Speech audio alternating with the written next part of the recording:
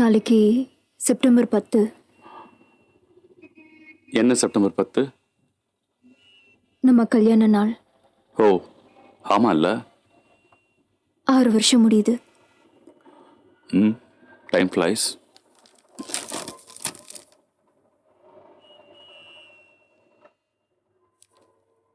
அம்மா,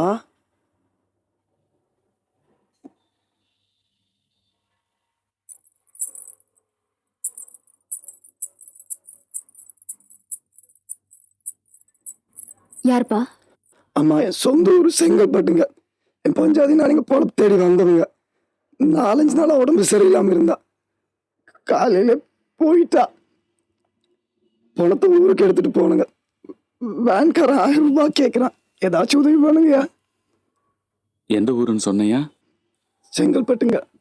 ஆஹா, இது ஒரு செங்கல்பட்டுக்கு 1000 ரூபாய் கேட்கறானா? ஐயா, இதுவே கம்மிங்களா? போனா ஏற்றிட்டு போனா இன்னும் ஜாஸ்தி கேட்பாங்களா? அது சரி.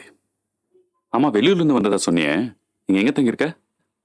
இந்த வச்சரவாக்கு இருக்கு இல்லைங்க, விருகம்பாக்கம் பக்கம். அங்கே ஒரு சினிமா தேட்டர் இருக்கு. அது பக்கத்து சந்து. தெரிஞ்சவங்க, அவங்களோட தங்கிட்டு இருக்கேன். சினிமா தேட்டருக்கு பக்கத்து சந்தா? ஆமா சார். அந்த தேட்டர் பேர் என்னையா? அது வந்து வந்து ஆ, ஐயா, அது மெயின் ரோட்ல இருக்குங்க. நீ மெட்ராஸ்க்கு வந்து எத்தனை நாள் ஆகுதுயா? 1 வாரம் இருக்குங்க. ஒரு வாரமா தேட்டர் பக்கத்துல தங்கிக்கிட்டு இருக்க. தேட்டர் பேர் தெரியாது? ஐயா, அது ஐயா என்னமோ இங்கிலீஷ் பேரு சட்டுன்னு ஞாபகம் வர மாட்டேங்குது. ஆஹா, அதுக்கு பக்கத்து சந்தா? ஆமா சார். அந்த சந்து பேர் என்ன? சந்து பேரு அது சார், அந்த தேட்டர் பக்கத்துல இருக்கிற சந்துங்க. அதுக்கும் பேர் தெரியாது சார்? நல்லா தெரியும் சார். இந்த குழப்பத்துல எதுவும் ஞாபகம் வர மாட்டேங்குங்க. இங்க பாருங்க, ஏதாவது கொடுத்து அனுப்புங்க பாவம். இரு. தியேட்டருக்கு பக்கத்துல இருக்கிற சந்துன்னு சொன்னேன். இடது பக்க சந்தா, வலது பக்க சந்தா, இல்ல எதிரில் உள்ள சந்தா? வலது பக்கத்து சந்துங்க. வீட்டு நம்பர் என்ன? வீட்டு நம்பர் சார், திரும்ப 5வது வீடுங்க. நம்பர் தெரியாது? ஐயா, நீங்க என்ன சந்தேகப்படுற மாதிரி தெரியுது. நான் போய் பேசலீங்க, சத்தியமா சொல்றேன். என்னோட வீட்டுக்கார இறந்து போயிட்டா. பணம் கிடக்குது, ஊருக்கு எடுத்துட்டு போகணும். உங்க காலை பிடிச்சு கேட்கிறேன், எதுனாச்சும் உதவி பண்ணுங்க. புண்ணியமா போவோம். தூள், நல்லா நடிக்கிறியா நீ? என்னங்க இங்க பாருங்க, பொண்டாட்டி செத்து போயிட்டான்னு வந்து நிக்கிறா. ஏதாவது கொடுத்து அனுப்புறது விட்டுட்டு நீங்க எப்படி? நீ கொஞ்சம் சும்மா இருக்கியா? பேசிக்கிட்டு இருக்கான்ல, தியேட்டர் பேரை சொல்லியா? சரி, என்ன சார் இப்படி கேக்குறீங்க? அந்த மெயின் ரோட்ல ஒரே ஒரு தியேட்டர் தானே இருக்கு. உங்களுக்கு தெரியாதுங்களா? எனக்கு தெரியும்யா, நீ சொல்லு. அதுக்கு பக்கத்து சந்திலேயே தங்கியிருக்கிறதா சொல்றல்ல? என்ன சார் நீங்க, என் பஞ்சாதி இறந்து போயிட்டான்னு சொல்ல நீங்க கோர்ட்ல கேள்வி கேட்க மாதிரி கேக்குறீங்க. அப்ப கோர்ட்டுக்கெல்லாம் கூட போயிருக்கியா நீ? பரவாயில்லையே சார். எனக்கு நீங்க கொஞ்சம் அட்ரஸ சொல்லுப்பா. தங்கியிருக்கிற இடமே தெரியலங்கிற உன்னை நான் எப்படி நம்புறது? சார், அங்க பணம் கிடக்குது, ஊருக்கு எடுத்துட்டு போகணும். 4 வீட்டுக்கு போய் ஏதாவது கிடைச்சாதான் நேரத்துக்கு எடுத்துட்டு போக முடியும். சரி சரி, நான் இப்ப செய்ய மாட்டேன்னு சொல்லலையே. அட்ரஸ சொல்லுப்பா.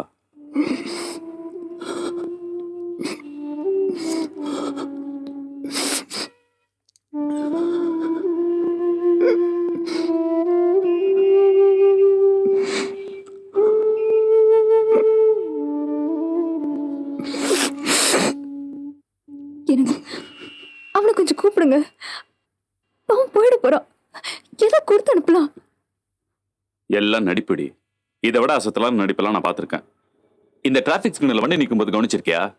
பொடி பசங்க என்னமா நடிக்கிறானுங்க தெரியுமா? உன் சிவாஜி கமல்லாம் பிச்சை வாங்கணும்.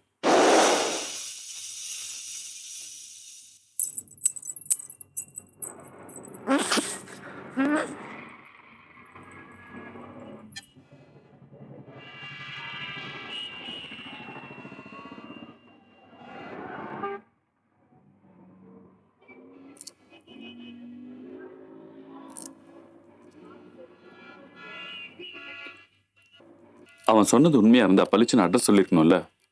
அவன் தான் ஊருக்கு புதுசுன்னு சொன்னானே. அதெல்லாம் சும்மா ஹம்பக்டி. நான் சொல்லட்டுமா?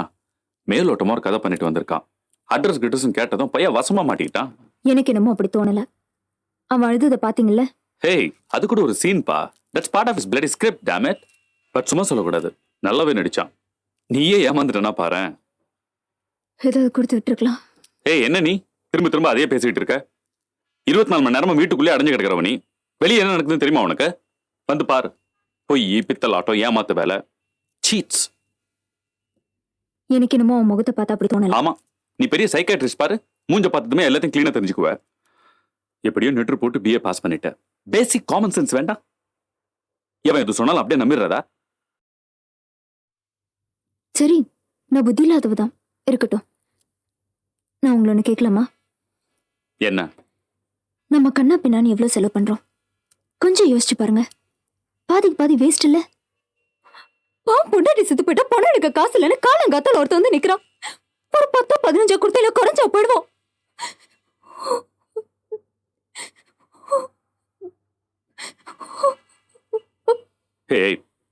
வெளியே தான் எங்க போனாலும் நம்மளை ஏமாத்துறானுங்க. ஆபீஸ், ஹாஸ்பிட்டல், மளிகை கடை, ஆல் தி பிளடி பிளேசஸ். இவ்வளவு ஏன்? நம்ம சொந்தக்காரங்களை எடுத்துக்கோயேன். யாராவது நேர்மையா நடந்துக்கிறாங்களா? திஸ் பிளடி creep என் வீட்டுக்குள்ளேயே வந்து என் தலைமையிலே மிளகா இருக்கணும்னு நிக்கிறான். இதுக்கு நான் இடம் கொடுக்கணுமா? No no. லுக் சித்ரா, இப்ப இதே ஆளு பசிக்குது 10 ரூபாய் கொடுங்கன்னு என்கிட்ட வந்து கேட்டிருந்தானா 10 50 கொடுத்துருப்பேன். அதை விட்டுட்டு பொன்னாடி செத்து போயிட்டாலும் பொன்னாடிக்கு காசு இல்லைன்னு என்கிட்ட வந்து காது குத்துறான். நான் என்ன இழிச்சவன்? இந்த மாதிரி ஆளுங்களால என்கரேஜ் பண்ணக்கூடாது சித்ரா. திருட்டு பசங்க.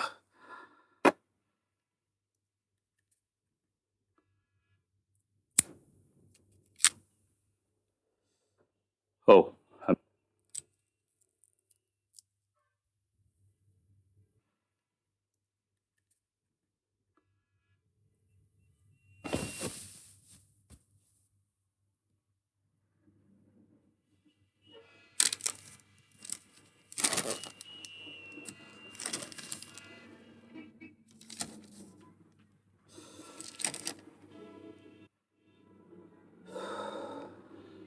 இப்படிதான் ஒரு தடவை திருப்பதி போறதா சொல்லி ஒருத்தர் மஞ்சள் புடவை கட்டி வந்தாலே 10 ரூபாய் கொடுத்தியே, ஞாபகம் இருக்கா?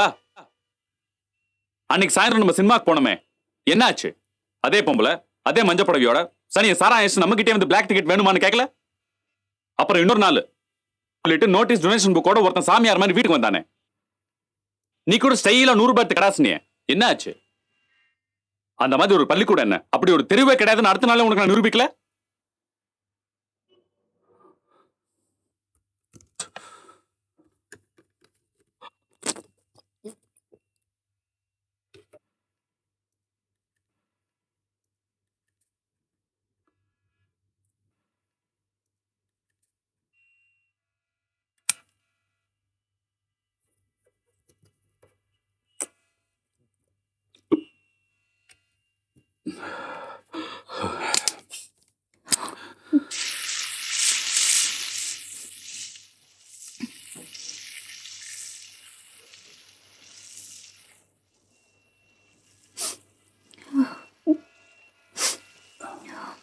அழுறியா?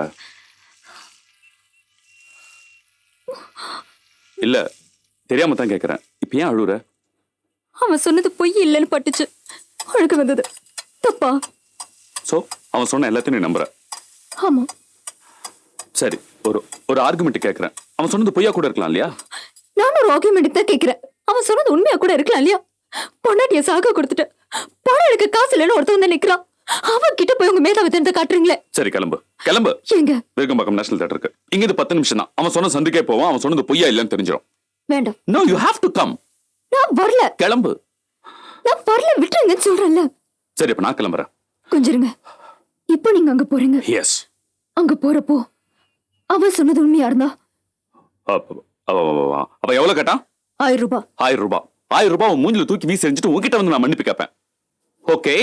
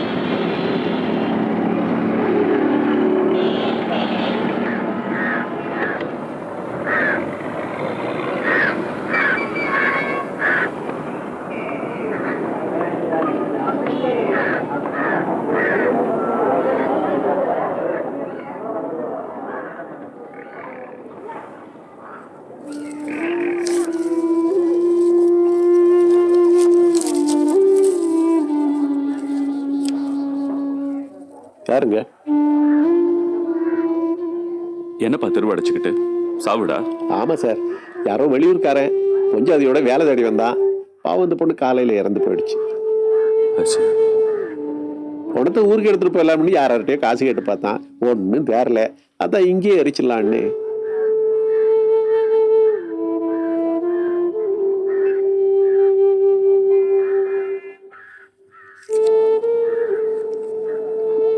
இந்த 50 ரூபாய் அவங்ககிட்ட கொடுத்துரு. நல்ல சார்.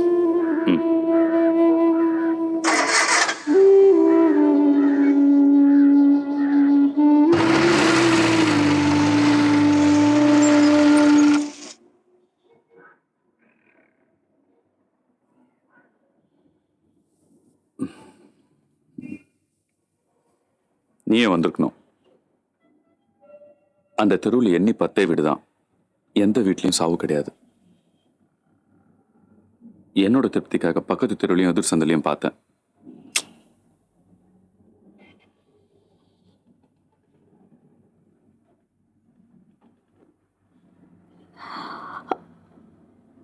அப்பா அந்த ஆள் சொன்னது எல்லாமே பொய்யா?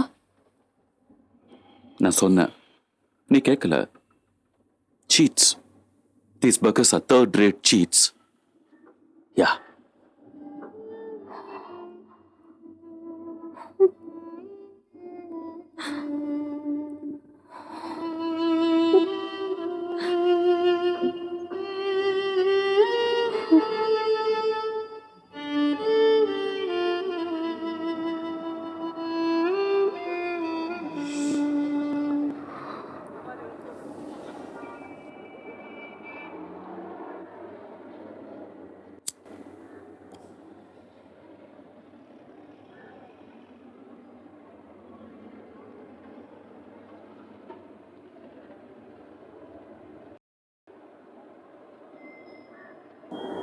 எல்லாருக்கும் வணக்கம்.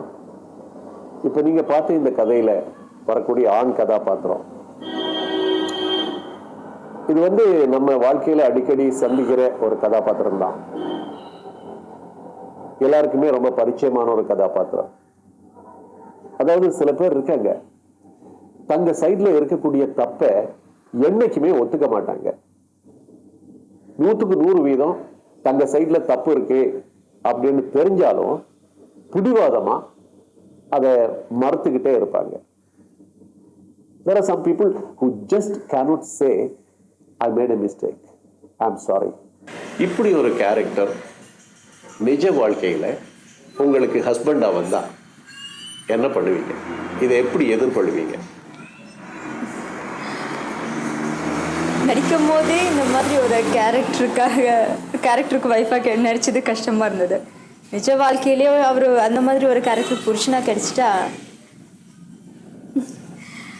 மேபி ஃபர்ஸ்ட் ஸ்டார்டிங்கில் ஐ won't know what to do.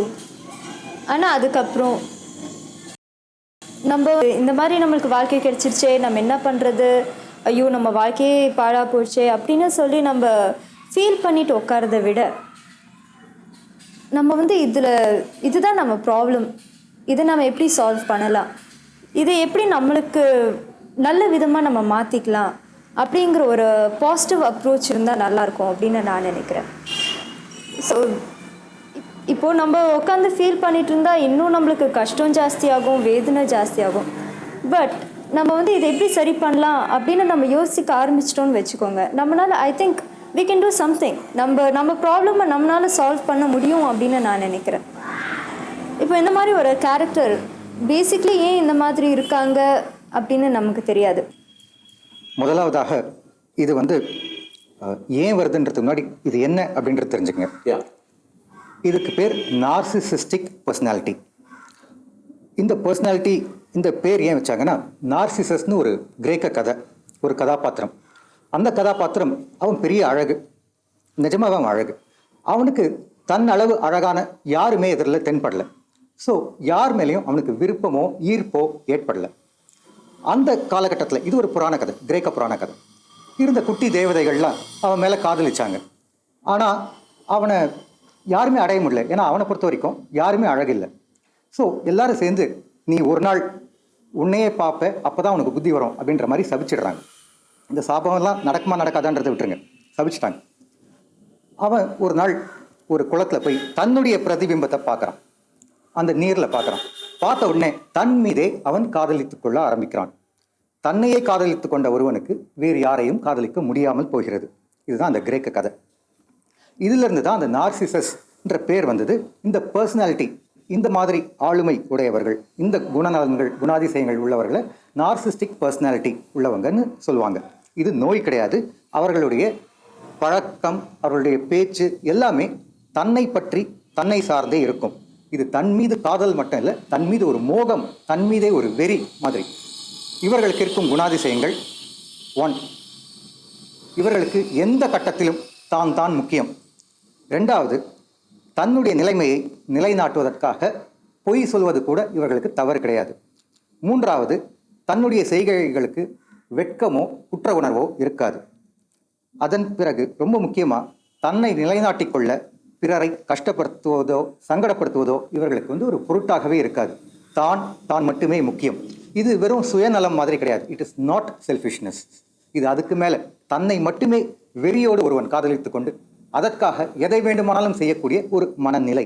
இந்த மாதிரி ஒரு ப்ராப்ளம் இந்த கேரக்டருக்கு இருக்குது அப்படின்னு நம்ம தெரிஞ்சதுக்கப்புறம் அந்த கேரக்டருக்கு நம்ம எப்படி ஹெல்ப் பண்ணணும், அதுவும் ஹஸ்பண்டாக இருந்தால் நமக்கு வேறு வழியே இல்லை, நம்ம அவங்களோட வாழ்ந்து ஆகணும் அப்படிங்கிற ஒரு இது.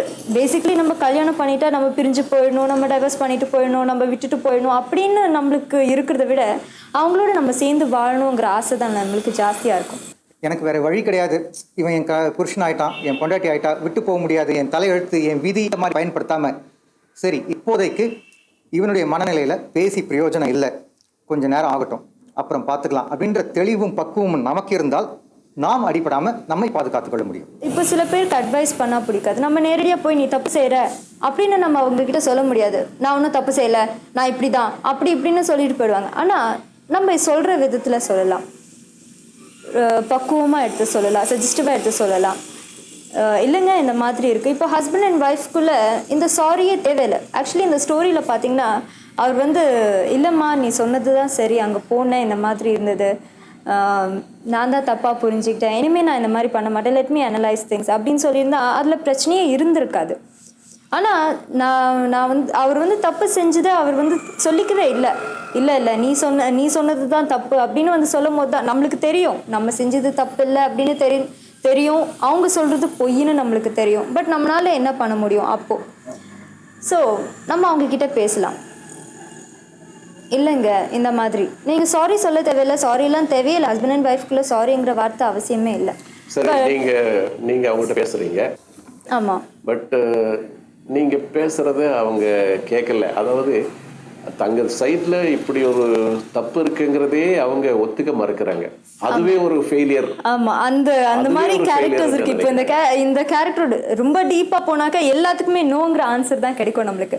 பிகாஸ் எல்லாமே நெகட்டிவா. இப்போ வந்து நம்ம அவங்க கிட்ட பேசும்போது இல்லை நான் செய்கிறது தான் சரி, நீ செய்கிறது தான் தப்பு அப்படின்னு சொன்னாங்கன்னாக்கா நெக்ஸ்ட் பர்சன் நீங்கள் என்ன போடுவீங்க அவங்க கிட்ட? ஒன்றுமே இல்லை. அப்புறம் நம்ம பேசிகிட்டு இருக்கும் போது இல்லைங்க நான் உங்களுக்கு ஹெல்ப் பண்ணுறேன், எனக்கு என்ன ப்ராப்ளம் இருக்குது, நீ எதுக்கு ஹெல்ப் பண்ணுற அப்படின்னு கேட்பாங்க. அந்த மாதிரி இருக்குது.